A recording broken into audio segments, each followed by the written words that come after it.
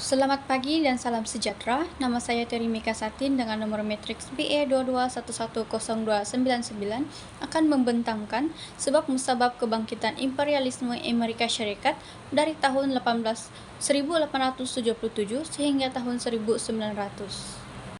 Tempo antara tahun 1877 hingga tahun 1900 merupakan satu era penting dalam sejarah Amerika Syarikat yang menyaksikan perubahan ketara dasar luar negara itu, yaitu daripada dasar pengasingan, yaitu isolasionisme, kepada dasar imperialisme yang bersifat agresif.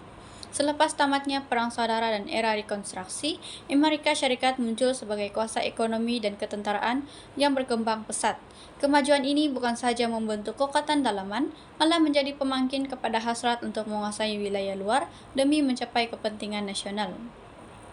Oleh itu, imperialisme Amerika pada era ini digerakkan oleh pelbagai faktor, antaranya keperluan ekonomi, pengaruh ideologi, kepentingan strategik dan ketenteraan, semangat nasionalisme, serta dorongan politik dan juga media.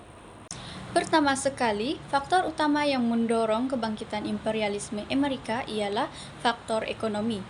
Pada penghujung abad ke-19, Amerika mengalami perkembangan pusat dalam perindustrian hasil revolusi perindustrian kedua. Peningkatan teknologi dan pengeluaran kilang menyebabkan berlakunya pengeluaran berlebihan, yaitu barangan yang dikeluarkan melebihi kemampuan pasaran domestik untuk menyerapnya.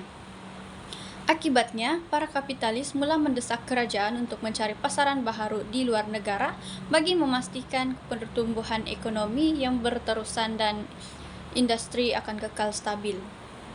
Selain pasaran, Amerika juga memerlukan sumber bahan mentah seperti besi, getah, dan tembaga untuk menyokong industri berat. Oleh itu, penguasaan wilayah luar seperti Hawaii dan Filipina menjadi penting karena lokasinya yang strategik dan kekayaan sumber alamnya. Sebagai contoh, pelabur Amerika menguasai ekonomi Hawaii melalui industri gula dan nenas. Akhirnya, kerajaan Amerika Syarikat menjatuhkan Raja Hawaii dan menggabungkan wilayah itu sebagai sebahagian daripada wilayah Amerika pada tahun 1898. Hal ini membuktikan bahwa imperialisme Amerika pada hakikatnya lebih didorong oleh kepentingan ekonomi berbanding idealisme moral. Faktor kedua yang penting ialah pengaruh ideologi yang membentuk pemikiran dan dasar luar Amerika, yaitu Darwinisme sosial dan Manifest Destiny. Darwinisme sosial diadaptasi daripada teori evolusi Charles Darwin dan mengajarkan bahwa hanya bangsa yang kuat akan terus bertahan. Dalam konteks ini, bangsa Anglo-Saxon Amerika dianggap paling maju dan layak memimpin bangsa lain. Pahaman ini dijadikan justifikasi moral bagi penjajahan ke atas bangsa yang dianggap mundur seperti penduduk Hawaii, Filipina, dan lain-lain. Manakala, Manifest Destiny atau takdir jelas merupakan kepercayaan bahwa Amerika ditakdirkan Tuhan untuk memperluas wilayah dan menyebarkan tamadun ke seluruh dunia. Pada awalnya, ia terbatas kepada peluasan dalam benua Amerika Utara, tetapi selepas tahun 1877, Amerika diperluas kepada wilayah luar seperti Cuba, Puerto Rico, dan Filipina. Pahaman ini membawa naratif bahwa Amerika membawa misi kemanusiaan dan ketamadunan dan bukannya penjajahan. Oleh itu, gabungan kedua-dua pahaman ini, yaitu satu dari sudut saintifik dan satu dari sudut agama, menjadikan dasar imperialisme Amerika kelihatan bermoral, sah dan tidak boleh dipersoal. Seterusnya, faktor strategik dan ketenteraan juga memainkan peranan penting. Menurut Alfred Thayer Mahan dalam bukunya The Influence of Sea Power Upon History pada tahun 1890, kekuatan sesebuah negara terletak pada kekuatan tentera lautnya. Berdasarkan teori ini, Amerika Syarikat mula membina armada laut yang kuat dan mencari lokasi strategik untuk pangkalan tentera laut, terutamanya di kawasan Pasifik seperti Hawaii, Guam, dan Filipina. Penguasaan ke atas wilayah ini membolehkan Amerika mengawal laluan perdagangan, menempatkan tentera, dan menghadapi ancaman kuasa asing seperti Britain, Prancis, dan Jepun. Oleh itu, ini menjadikan dasar imperialisme Amerika bukan sahaja tentang ekonomi, tetapi juga pertahanan, mobiliti tentera, dan keunggulan geopolitik. Faktor seterusnya ialah nasionalisme dan patriotisme yang semakin meningkat dalam kalangan rakyat dan pemimpin Amerika. Selepas kejayaan menyatukan negara melalui perang saudara, timbul keyakinan bahwa Amerika ialah bangsa pilihan Tuhan yang harus memimpin dunia. Idea seperti America Exceptionalism meyakinkan rakyat bahwa nilai dan sistem Amerika seperti demokrasi dan kapitalisme patut disebarkan ke negara-negara lain. Dalam masa yang sama, pemimpin seperti Theodore Roosevelt memperkenalkan Big Stick Policy yang menggabungkan diplomasi dan kekuatan tentera. Patriotisme ini disemai melalui sistem pendidikan dan media yang memupuk rasa bangga terhadap sejarah dan budaya Amerika. Maka, imperialisme dilihat sebagai satu nasional yang membanggakan.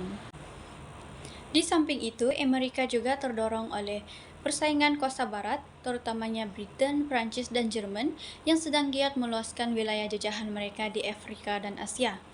Jika Amerika tidak bertindak, mereka berisiko tertinggal dalam perebutan wilayah strategik dan peluang ekonomi. Sebagai contoh, Amerika mulai menjalin hubungan dengan negara Arab untuk mengakses sumber minyak dan Teluk Parsi dan Arab Saudi, serta melibatkan diri dalam konflik minyak di kawasan tersebut demi mengukuhkan kedudukannya ataupun pengaruhnya. Ini membuktikan bahwa dasar imperialisme Amerika juga bertujuan untuk menyaingi dan menandingi dominasi kuasa Eropa di peringkat global. Media massa khususnya akhbar-akhbar seperti New York Journal dan New York World memainkan peranan besar dalam mendorong imperialisme melalui amalan yang dikenali sebagai yellow journalism. Yellow journalism ialah pemberitaan yang sensasi, berat sebala, dan mengunggah emosi. Ia digunakan untuk membentuk persepsi awam. Sebagai contoh, dalam konflik antara Cuba dan Spanyol, Amerika membesar-besarkan kekejaman Spanyol melalui akhbar walaupun tanpa bukti yang kukuh. Malah, insiden letupan kapal USS juga dijadikan alasan untuk mencetuskan perang Spanyol dan Amerika. Oleh itu, media menggambarkan Amerika sebagai penyelamat yang membawa tamadun, lalu menyemai sokongan rakyat terhadap penjajahan ke atas Filipina dan wilayah lain. Presiden William McKinley turut memainkan peranan besar dalam melaksanakan dasar imperialisme.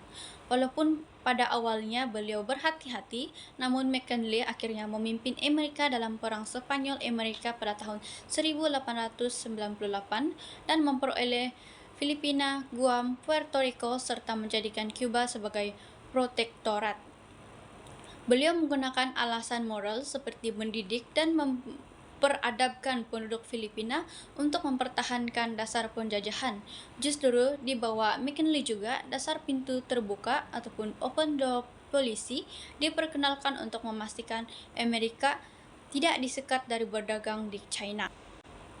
Akhir sekali, kemenangan Amerika dalam Perang Spanyol-Amerika menjadi pemangkin kepada kebangkitan kuasa imperialisme Amerika.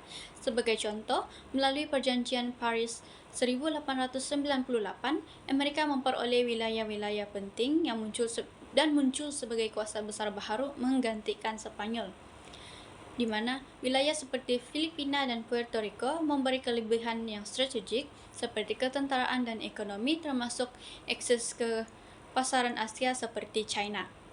Kesimpulannya, kebangkitan kuasa imperialisme Amerika Syarikat dari tahun 1877 sehingga tahun 1900 adalah hasil gabungan daripada pelbagai faktor. Ia tidak hanya berpaksikan kepada kepentingan ekonomi, tetapi juga dipengaruhi oleh ideologi, ketenteraan, politik, dan juga media.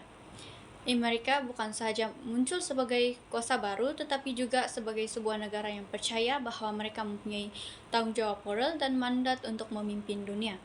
Oleh itu, era ini menjadi asas kepada penglibatan aktif Amerika dalam hal ehwal global dan menandakan permulaan peranannya sebagai kuasa dunia pada abad ke-20. Sekian sahaja pembentangan saya. Terima kasih perhatian yang diberikan.